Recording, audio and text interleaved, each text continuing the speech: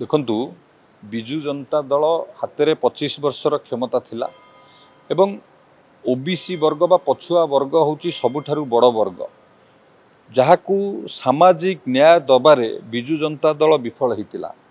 मु धन्यवाद देवी आमर मुख्यमंत्री को। मुख्यमंत्री या उपरे सुविचार करी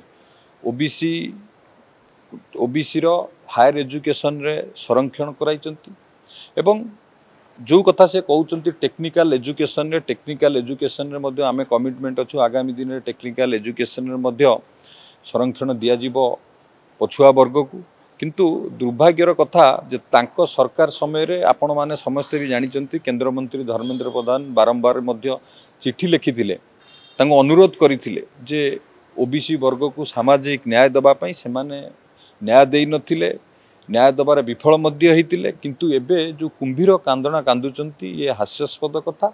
आम सरकार होची लोकंकर सरकार। ये सरकार सबु वर्गर लोक मानकर कथा को मध्य चिंता करे किभली भाबरे सबु वर्गर लोकों को विकास दिया हबो, सबु वर्गर लोकों को प्राधान्य दिया जिवो एवं माननीय मुख्यमंत्री या उपरे गुरुत्व देई विचार करिकी पछुआ वर्ग को संरक्षण देइचंती, हायर एजुकेशन रे देइचंती एवं आगामी दिन रे टेक्निकल एजुकेशन रे मध्य संरक्षण दिया जिवो। खूब शीघ्र दिया जिवो। या उपरे ऑलरेडी अनुधान करा जाउची। टेक्निकल एजुकेशन रे आमे खूब जल्दी संरक्षण दबु।